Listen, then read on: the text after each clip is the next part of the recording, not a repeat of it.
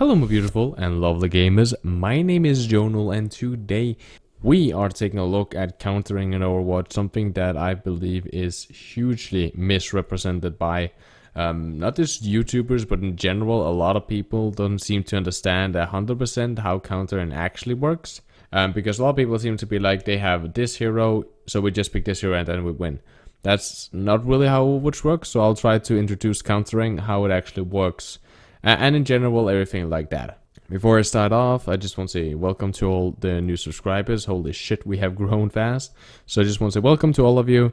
Hope you really enjoy the content, and I hope I'll see you guys in the future also. As always, thank you to all the people coming out from my Twitch stream. It's actually kind of huge. We just had a community kind of play together event, which was really fun. So I just want to say thank you to all of you guys that came out there.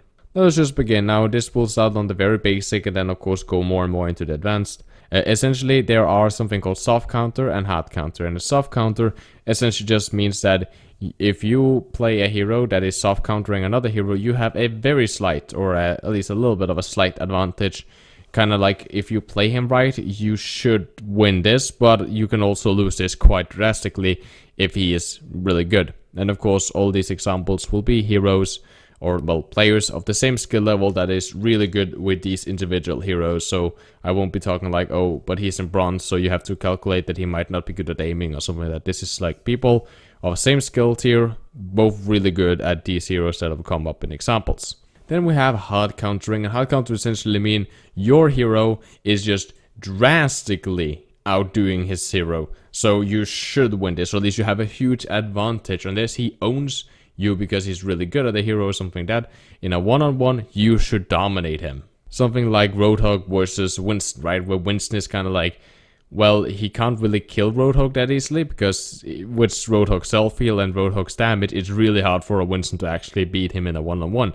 Therefore, like, every Roadhog player is just showing up with such a huge advantage that he's essentially just gonna, well, I'm not gonna say that he's gonna win like 100%, but he is most likely gonna have a huge advantage over this random Winston player. But how do you think about this? Because it's very easy to listen to a YouTuber say, Reaper counters Winston. I don't want to tell you guys that. I don't want to go through just a list that you guys have to memorize. I want to explain why certain stuff works as it works in this game. That way, when there's a new hero, there is a meta change, there is something going on, or you're just in the middle of a match and you're like, that Mei is just beating our ass. How the fuck do I beat her? Or I need to deal with her since my team really can't do that. If I just kill her early enough, then we can actually win this match quite easily because that's their carry. Let's take a look at it. There are three types of kind of counter system. Soft counter and hard counter is essentially like the combination of all these will essentially give you either a soft counter or a hard counter. Or of course, no counter, right? A Genji versus another Genji is just nothing. There's no counter. They're not countering each other. They're just kind of a Genji and a Genji, right? So we started with ability countering. Ability countering just essentially means that my hero has an ability that I can use to, well, get a huge advantage over, you know, your hero. So for example, McCree and Tracer, right? Tracer is really relying on the fact that she can move fast and blink around and be very annoying. McCree has her flashbang, and of course also something that I mentioned later, his revolver, so he can stun Tracer, make her stand still for a second so that she can get killed, right? That's an ability counter. That's how that works, right? We have ult counters, which essentially mean that my ultimate is working good against your ultimate. Not that like my hero is good against your ultimate, but my ultimate is good against your ultimate. So for example, Transcendence versus a Dragon Blade, right? Genji's Dragon Blade is countered by Transcendence because it out-heals him. Now, then of course Nanoblade exists, but we don't talk about that right now. Essentially, if just a Genji just pulls out the blade and you Transcendence on him, it should be pretty easy for your entire team to survive that Dragon Blade. And then we have stat counters, which is what most people only think about when it comes to countering. And that's the fact that, as I said, a Winston versus a Roadhog, the Roadhog has so much HP, healing, and in general just pure damage output. He will really just wreck the Winston, which both works in, you know, Winston with close range, Roadhog with close range, right? Less HP, not enough healing, higher damage output from the Roadhog, right? So he's stat countering. And then you take all of these into consideration. So you just ask yourself, okay, does my hero have any ability to counter him? Or counter these guys? Okay, can my ultimate counter some of theirs? Yes, okay. Can my stats, is my hero stats countering some of their hero stats. Yes, okay, and then you kind of sum all that together to see, is this a hard counter or is this a soft counter? And of course, note on stat counter, that also means, do I have a ranged weapon and does he have a melee weapon? Right, can I just kite this guy, right? Like Tracer and Reinhardt, right? Like, okay, well, he can one-tap me with charge, he can shatter me with Earth Shatter so I can die, he has Fire Strike, which takes most of my HP, his hammer does 75 damage per swing. Holy shit, this guy is hard to kill, but I have a ranged weapon, he doesn't. I can just dance around him until he dies, right? So that's a part of the stat counter. I forgot to mention that early on, but yeah. Just take that into consideration about the range and effective of course, your weapons. Now that's the easy way to think on it. This is the easy way for you in competitive if it's just like that Widowmaker is just being a bitch. Or something that like this guy is their carry or these guys are their carry. Okay, we just need to counter those with a couple of hero. I'll swap to this and I'll dominate them. And now I'm going to talk about how this doesn't really matter and how this is what people mostly get wrong. Let me give you guys an example. This is more from a competitive match standpoint. And I updated this to make it a little bit more today's meta. So as you can see, and I'm very sorry for my shit Photoshop skills, I hope this kind of gives you guys a good overview. The red people are of course the enemy team, and the not red people are of course your team. So to see your team, okay, your team has a Winston, a Genji, a Tracer, a Lucio, a Mercy, and a Pharah.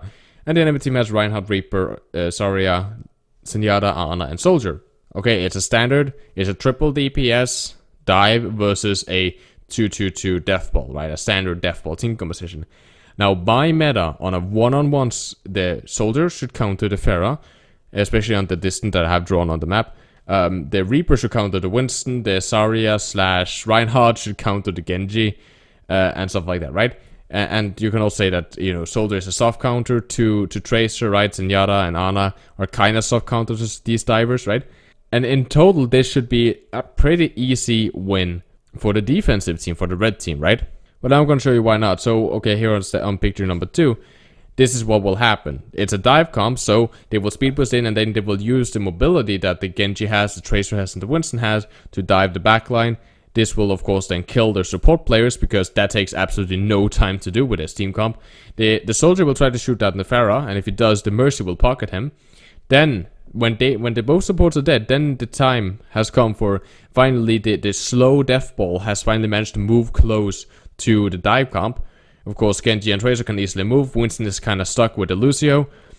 Winston dies and Genji dies. I'm just putting Genji to dead there. But essentially, as you can see here on the pictures, essentially what will happen is that the standard team will win. And here I've actually given the red team the benefit of the fact that the offensive team or the dive team is so uncoordinated that they lose that amount of players. Normally, after killing both their support, it's pretty easy to just snowball them down. Very easy, and almost only lose maybe one guy. Maybe the Winston will die, but in general, normally I would say that most people of these will survive. The Genji will survive, the Lucio should have survived. I just kind of killed them off here to even give the red team a kind of little bit of a fair advantage since I'm kind of running this battle simulation. And of course, this could have gone other ways. Just before people go down in the comments and say that this could have gone a totally different way. Of course it did, but this is more to point out the fact that it doesn't really matter if you are single-handedly countering one of the enemy team, because you kind of need to look at the entire enemy team.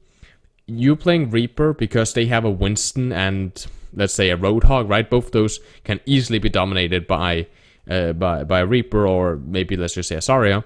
And that does not help you if you are on offense and they have a Widowmaker and a Soldier standing on high ground with maybe a Zenyatta and a Mercy. It's not going to help you that you play Reaper. And especially not if your team is running Divecom, right? Sure, you're countering the Winston, you're countering the Zarya, but you will never be able to do anything against the hit scans who will just slaughter you, mark you with Discord, and then make you low.